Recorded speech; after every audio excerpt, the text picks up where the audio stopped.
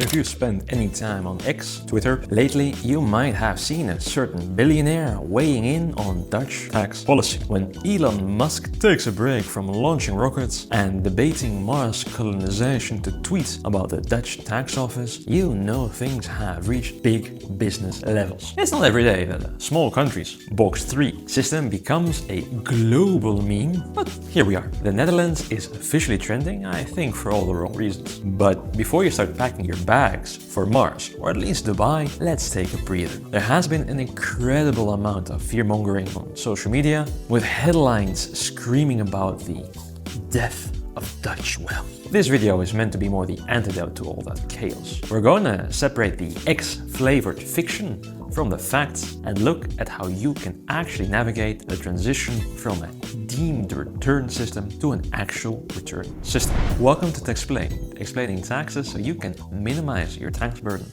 and maximize your freedom. So let's start with a brief trip down memory lane. To understand why the new system feels like such a shock to the rest of the world, we have to look at how unique and arguably strange the Netherlands has always been in this regard. Since 2001, we have lived in a world of deemed returns. The tax office didn't care if you made a 20% profit on Bitcoin or a 0.1% interest on your savings account. They simply decided by law that you should have made a return and tax you on that imaginary number. For years, Box 3 was the fun box, because if you were a savvy investor, you could easily outperform the government's low estimates and pay a negligible effective tax rate. However, the Supreme Court eventually crashed the party. In the now famous or infamous Christmas ruling, they decided that taxing people on money they did not actually make was a violation of property rights. The result?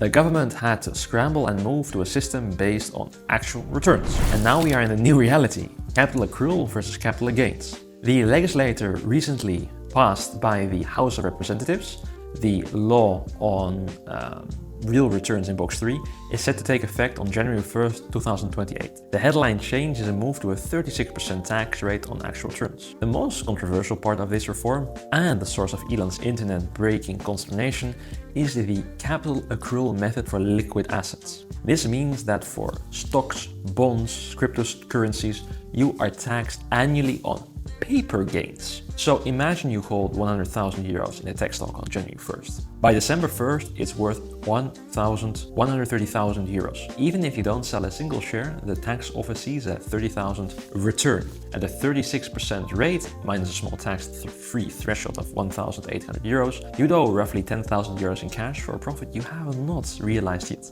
This mark-to-market approach is what has the venture and crypto scene in particularly uproar, as it creates significant liquidity issues. There are some exemptions, of course, like real estate and startups.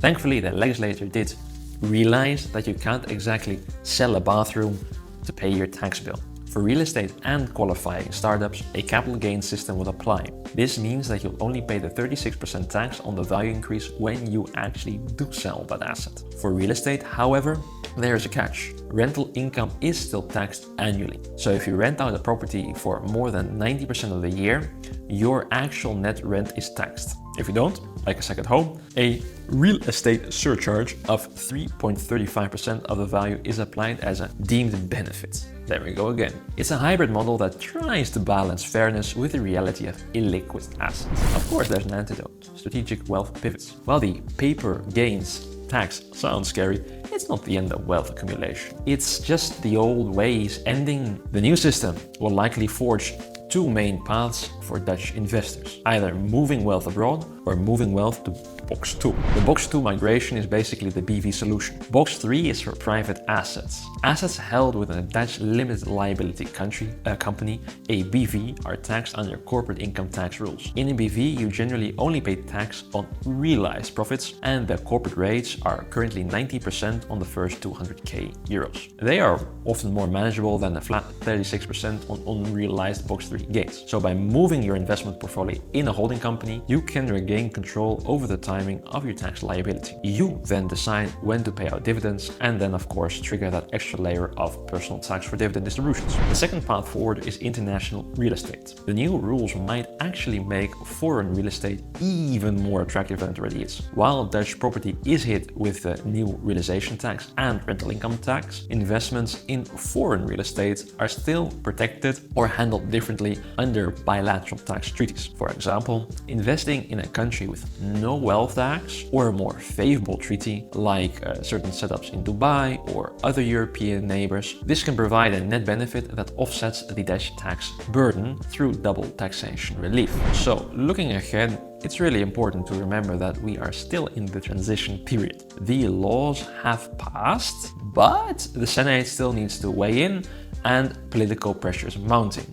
I do estimate it still goes through, and although the new Minister of Finance has already hinted at going back to the drawing board, this has of course been retracted by the ministry. The fear-mongering suggests that you'll be left with nothing. The reality is that the Netherlands is shifting from a unique deemed return system to a more unique system that tries to look a bit more like the rest of the world with a very Dutch twist on unrealized gains. So the 2020 deadline might seem far away. However, for complex portfolios, restructurings take time. Whether you're looking to move assets into a BV, exploring international real estate, or you're trying to qualify for the startup exemption, the key is to act while the drawing board is still open. Would you like to discuss how any of these changes specifically impact your portfolio? Then please reach out to me directly. Let's make sure you stay a winner in the new Box 3 landscape.